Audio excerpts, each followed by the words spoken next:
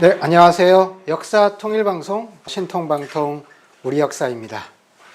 지난 시간에 수나라가 고구려를 처음으로 침략한 1차 전쟁에 대해서 살펴봤는데요.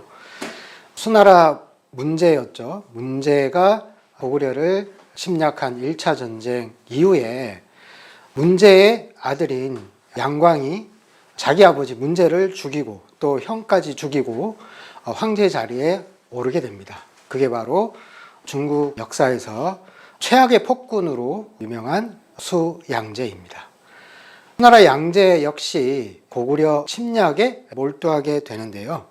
그래서 고구려 2차 침략을 준비하게 되는데 수나라 양제는 부자들로부터 군마 10만匹를 수거하도록 합니다. 그리고 여러 병장기들까지 바치도록 하고요. 뿐만 아니라 산동 지방에다가 말을 키우는 전문 기구를 설치해서 대대적인 병마를 양성하는 그런 준비를 갖추게 됩니다. 그리고 수나라가 고구려를 침략할 때 가장 주요한 전략 전술이 바로 수륙병진 전략입니다. 그래서 수나라 육군뿐만 아니라 수나라 수군까지 내몰아서 고구려 침략에 나섰던 것입니다. 자, 그러기 위해서 수나라 양제는 함선을 준비하는데요. 300척의 함선을 준비하기 위해서 수나라 백성들에게 가혹한 노역을 하게 합니다. 그래서 역사 기록에 보면은 당시에 배 만드는 데에 노역에 동원된 사람들이 허리 아래는 물에 항상 잠겨 있는 상태에서 일을 했다고 합니다. 그래서 허리 아래는 항상 구더기가 쓸었고, 그리고 여기에 동원된 사람들의 10명 중에 3명 내지 4명은 목숨을 잃었다고 하니까 얼마나 가혹하게 전쟁 준비를 했는지 알 수가 있습니다. 드디어 612년 1월에 수나라 양제가 고구려 침략을 위해서 본격적으로 나서게 되는데요. 아까도 말씀드렸듯이 고구려 침략 전쟁을 준비하기 위해서 너무나 가혹한 노역에 백성들이 시달리다 보니까 중국의 동북지방의 백성들이 폭동을 일으킵니다. 도저히 이런 전쟁 준비에 참가할 수 없다라고 해서 각지에서 농민 폭동이 일어나는데요. 요동에 가서 헛된 죽음을 하기 싫다, 이런 식의 노래까지도 퍼졌다고 하니까 얼마나 수나라 양제가 고구려 침략을 위해서 수많은 백성들을 가혹하게 동원했는지를 알 수가 있고요. 그래서 수나라 양제는 300만의 대군을 끌고 고구려 침공을 개시하는데 전투 병력만 113만 3,800명에 이른다고 합니다. 여기에다가 보급 부대가 한 2배가량 된다고 역사 기록에 나와 있으니까 합산을 하면은 300만이 넘어서는 그런 대규모의 침략군을 편성을 해서 전쟁을 일으켰다라고 볼 수가 있는데요. 이것은 현대전을 제외하고 현대 이전의 역사에서, 세계 전쟁의 역사에서 그 규모를 찾아보기가 어렵습니다. 자, 이렇게 해서 수나라 양제는 직접 300만 대군을 이끌고 전쟁에 나서게 되는데요. 잠깐 지도를 보시겠습니다. 여기가 요동반도이고요. 그리고 이쪽이 중국 동북지방에 해당됩니다. 여기가 북경입니다. 수나라 침략군은 바로 저 탁군, 북경 인근에서 집결해서 침략에 나서는데요. 그래서 임류관을 거쳐서 바로 고구려 국경 일대로 진군하게 됩니다. 수나라 군대는 두 방면으로 침공에 들어옵니다. 고구려에 대해서. 한 방면은 임류관을 거쳐서 조양, 그러니까 지금의 조양이고요. 그 당시 영주를 거쳐서 쪽 방면에서 침공에 들어가고, 다른 한쪽은 임류관을 거쳐서 바로 국경 일대로 쳐들어왔습니다. 그래서 고구려 군대는 1차 방어선, 그러니까 전방에 있는 초소겠죠. 전방에 있는 초소가 바로 여기에 대릉하 개선에 있었습니다. 그래서 여기에 보면은 옥무려산이 있었는데요. 무려라성 여기에 1차 방어선을 구축하고 싸움을 벌였는데요. 고구려와 수나라 사이에 첫 접전이 3월 초에 있었습니다. 근데 여기 이 방어선에서 고구려군이 10일간을 견제하게 됩니다. 대단히 잘 싸웠죠. 어떻게 보면은 이 무레라 성에 있는 고구려군이라고 한다면 전방 초소 정도에 지나지 않았는데도 불구하고 그렇게 100만이 넘는 대규모의 전투 병력이 쳐들어왔음에도 10일간이나 견제했다라고 하는 것은 대단히 잘 방어했다라고 볼 수 있겠습니다. 자, 그 고구려군은 1차 방어선에서 후퇴를 해서 여기가 요하인데요. 요하 동쪽 개선에 제2차 방어선을 구축을 합니다. 그래서 수나라 군대가 요하를 건너서 고구려 내로 진격해 들어가려고 시도를 했는데요. 수나라 군대가 요하를 건너기 위해서 부교 등을 설치를 하고 이러는데 부교의 길이가 좀 짧아서 우왕좌왕하는 사이에 고구려 군대가 타격을 가해서 많은 수나라 군대를 살상포로하는 그런 전과도 올리기도 했는데요. 그래서 수나라 군대가 요하를 도하하는 과정에 거의 1개 군단의 병력이 소멸되는 그런 참패를 당했습니다. 그 요하 개선에서 고구려군은 4월 16일경까지 견지를 했습니다. 그러니까 수나라 군대와 첫 접전을 벌인 게 3월 초. 근데 요하 개선에서 후퇴하기 시작한 게 4월 16일. 그러니까 한 달 반 이상을 본격적인 고구려군의 최종 방어선도 돌파하지 못하는 그런 지경에 이르렀다고 볼 수 있겠습니다. 그래서 요하 개선을 넘어선 수나라 군대는 이제 본격적인 고구려군의 3차 방어선이 최종 방어선인데요. 여기에는 고구려의 대표적인 성 요새들이 자리 잡고 있습니다. 제일 위쪽에 신성, 그 다음 배감성, 요동성, 안시성, 건안성, 이렇게 성 요새들이 자리 잡고 있고 바로 이 성 요새를 축으로 해서 최종 방어선을 고구려군은 구축을 했습니다. 자, 여기에서 고구려 군대는 성 안에 들어가서 청야 수성 전술에 돌입을 했고요. 그리고 수나라 군대는 각 성에 대한 전면적인 공성전을 펼쳤습니다. 그 중에서도 바로 요동성에 대규모의 병력을 집중해서 총공세를 펼쳤습니다. 여기서 잠깐 수나라와 고구려군 사이에 여러 가지 전략 전술, 병력 규모 등을 좀 비교를 해보겠습니다. 수나라군은 앞서도 이제 말씀드렸듯이 전투 병력과 보급 부대를 합쳐서 300만에 이르는 대규모 병력을 동원을 했는데요. 그에 비해서 고구려군은 10%에 못 미치는 30만 명의 규모였습니다.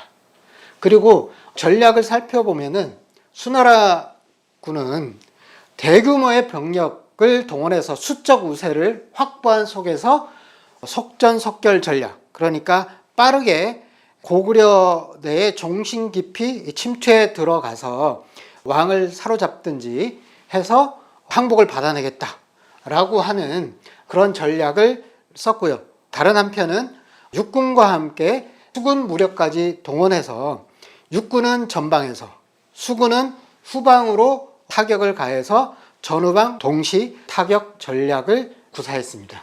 이에 반해서 고구려군의 전략 전술은 이 속전속결 전략의 약점, 그러니까 계속 유인, 지연 전술을 펴면서 전쟁을 장기전으로 유도해 나가는 수나라의 속전 전략, 대규모의 병력을 동원해서 빠르게 종신 깊이 침투해 들어가서 고구려를 전방 지휘부나 아니면은 왕이 있는 수도성을 함락하겠다라고 하는 것을 파탄시키는 그런 전략으로 나갔습니다.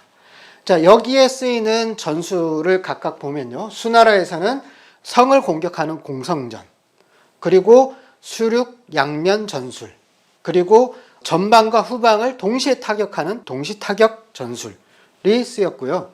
고구려군에서는 청야 수성전, 여기에 대해서는 이따가 다시 살펴보겠습니다. 그리고 유인전, 기습전, 그리고 추격전 등의 전술을 구사했습니다. 고구려군의 청야수성 전술이란 무엇일까요? 거기에 대해서 잠깐 살펴보겠습니다.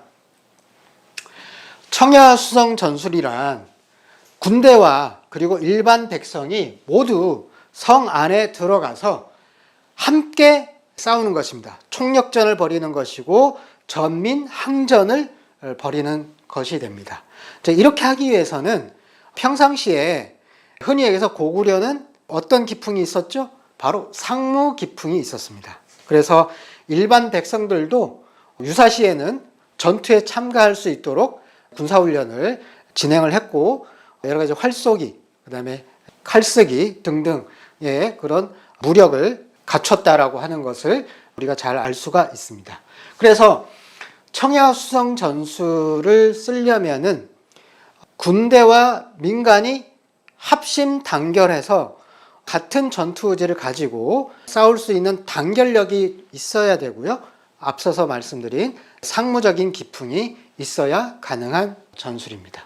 청야 전술을 사용할 때는 적에게 식량을 비롯해서 군수물자를 전혀 내어주지 않기 위해서 들판을 다 비웁니다. 심지어 우물까지도 다 비우고 성 안으로 들어가기 때문에 결사항전을 벌일 수밖에 없습니다.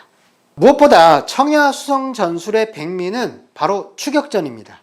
그러니까 청야, 들을 다 비웠고 마실 물까지 조차도 우물을 다 메웠기 때문에 성 밖에서는 구할 수가 없습니다. 그래서 성 밖에서 싸움을 벌이는 적들은 식량이 떨어지고 그리고 공성전에서 피로해지게 되면은 퇴각하지 않을 수가 없습니다.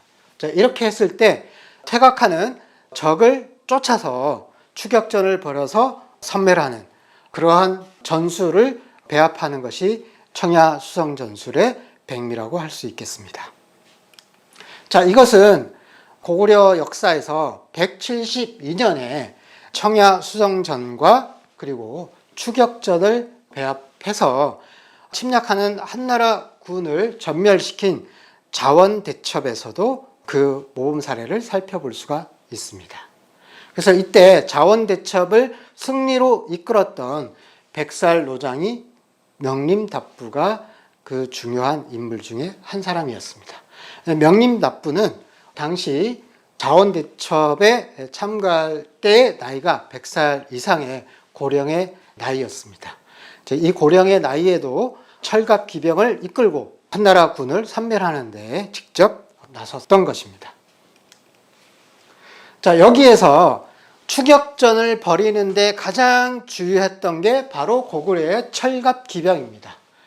자, 말까지도 병사뿐만 아니라 말까지도 철갑옷으로 무장했던 계마무사인데요. 철갑옷이라고 하는 것은 찰갑, 그러니까 조그만한 새 조각을 가죽끈으로 이어 붙여서 갑옷을 만들었기 때문에 통갑옷에 비해서 굉장히 유연성이 뛰어납니다. 그래서 활동하기에 좋고요. 그리고 화살을 맞더라도 화살이 그런 이어붙인 찰갑에 의해서 빗나가게 되기 때문에 화살이 쉽게 관통하지 못하는 그런 이점이 있습니다. 그러면 청야수성 전술에 최적화된 요동성과 봉황성에 대해서 살펴보도록 하겠습니다. 앞서 요동 방어선에서의 중심 성 중에 하나가 바로 요동성입니다. 그리고 수나라 군대가 요동성을 집중적으로 공략을 했는데요. 그 요동성을 살펴보면 평지성이었습니다. 그럼에도 불구하고 성벽의 높이가 30m에 이르는 아주 높은 성벽을 쌓은 그런 요새 역할을 하는 그런 성이었습니다. 그리고 동북쪽으로는 태자하가 흐르고 있어서 자연적인 해자를 이루게 되었고요. 그리고 이 태자의 물길을 돌려서 서남쪽으로는 인공적인 해자를 두른 요새화된 성이었습니다. 그리고 이 요동성 성벽에는 이 치라고 하는 것이 설치가 되어 있는데요. 성에 접근하거나 성문에 접근했을 때에 정면으로 뿐만 아니라 측면으로도 접근하는 적을 공격할 수 있도록 그렇게 설치가 되어 있었고요. 그리고 외성, 내성의 이중 방어 구조를 형성하고 있었습니다. 그리고 봉황상성도 역시 청야 수성 전술에 최적화된 천혜의 요새인데요. 봉황산성, 그러니까 북평양성이라고 하는 이 봉황산성은 계곡을 끼고 산 능선을 따라서 성벽을 둘러싼 전형적인 고구려의 고로봉식 산성입니다. 이 산성은 동서북 세면은 높은 절벽으로 막혀 있고 남쪽만 트여 있는데요. 남쪽에 성문을 형성하고 있었습니다. 그리고 성 안에는 10만 이상의 군대가 주둔할 수 있을 만큼의 넓은 지대가 갖춰져 있고요. 그리고 계곡을 끼고 있기 때문에 물 자원이 풍부해서 장기전이 가능한 그런 천혜의 요새였습니다. 자, 여기까지 2차 전쟁에서 요동성 개선, 요동 방어성까지의 상황에 대해서 말씀드렸습니다. 다음 방송에서 이어서 그 이후에 전개되는 전쟁 상황에 대해서 말씀드리겠습니다. 감사합니다.